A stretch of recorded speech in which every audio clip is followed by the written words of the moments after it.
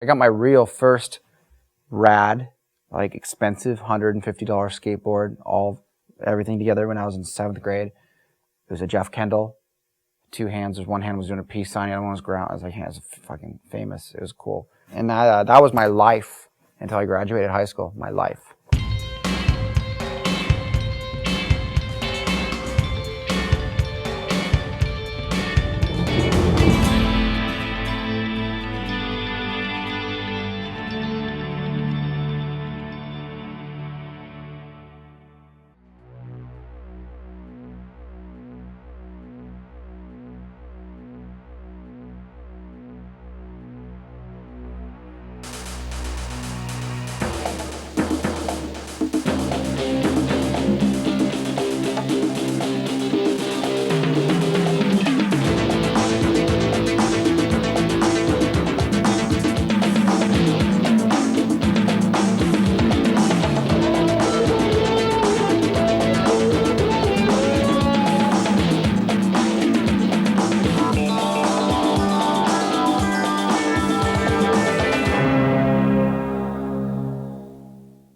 Christian Hosoi was a favorite skater of mine.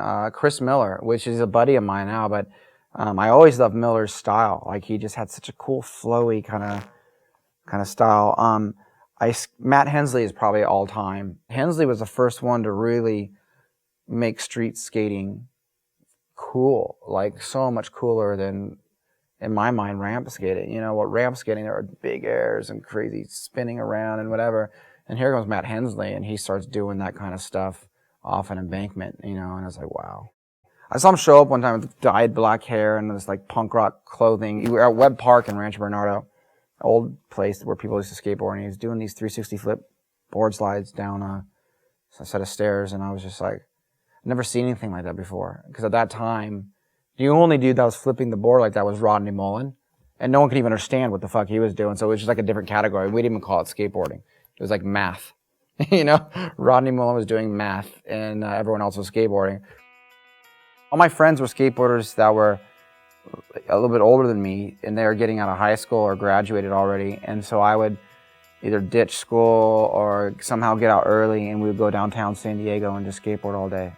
And I would sit there and just stare at all the girls that were like working down there, like business ladies. I always went with my friend Dan Rogers. He was a professional, so he was really like trying to like skateboard. He had to stay good, you know, and I would just sit there. I couldn't do what he was doing, and I just wanted to stare at the business ladies. That's what I remember about being like 17.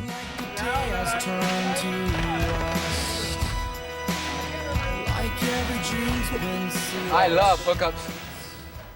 I invented a trick called the rocking horse grind. It's famous within my tribe. It's a nose grind to a 5-0 to a tail slide kind of revert out, but you look like you're doing a rocking horse. It was famous. It's called the rocking horse grind. I used to work at a place that served rotisserie chicken, and so I would get off work and I would just bring out these giant cases of rice, vegetables, tortillas, and chicken to a big tribal pack of skateboarders, and we would skate at this shopping center where I worked. And so we'd do that every night till about midnight, every single night.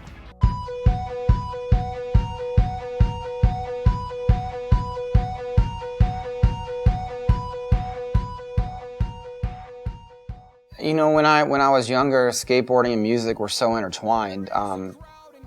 Punk rock music and skateboarders were kind of one and the same kid, at least in Southern California. You know, I remember hearing bands like Big Drill Car, and Danny Way had Big Drill Car in some of his parts, and I was like, wow, you know. Dinosaur Jr., you know, there's like all these great bands that I grew up on that were a part of the skateboarding scene.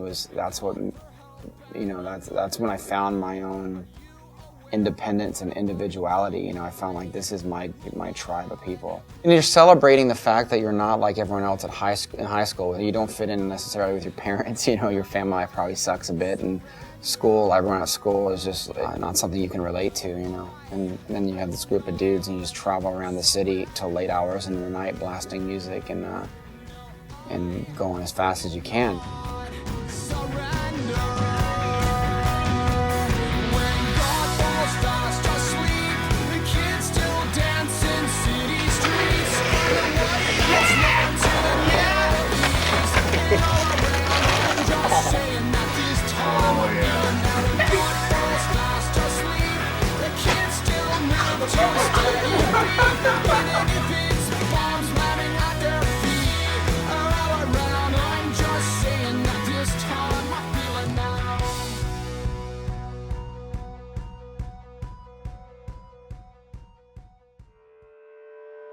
I think when you grow up as a kid, you know, you're always looking for your voice. You're always looking for your independence. You're always looking to find out who you are. With skateboarding, it was a means of transportation first and foremost. As a kid, you grab a skateboard and you can get out and you can go somewhere you can't drive yet, you know? So it's kind of like, this is your tool, your vehicle to leave. And they were kind of going, okay, well, it's my freedom, but it expanded from just transportation. It's something you do on your own. You don't need a whole team to play it with you. You just do it with and you can go skate by yourself. And I think that music did a lot of the same kind of stuff. I think that when you're joining, you know, a band for the first time, you're trying to find your voice. You're trying to find that freedom to get in a van and get out of town. You're trying to figure out who you are, and by defining it through your music, the way you dress and who you hang out with. And for me, when we grew up, they were both one and the same. It wasn't, skateboarding would never be a sport. Now it's obviously much bigger and grander, but I think the roots of it will always be there, and that's always going to be, in my eyes, it's going to be freedom. All the phones are rung and rung, they're off the hook, all but one, and all the mail stacked up inside, up from the floor, a mile high, and like one would, like a child. Yeah, like Jake Phelps was like a big scary skinhead in our hardcore scene, you know, back then, or, you know, or 15, he's like 19, he was like a scary, you know, skinhead. And he just interviewed me recently in France, and I hadn't seen him since I was 15, I was just like, so I still was like, oh shit, it's the skinhead guy.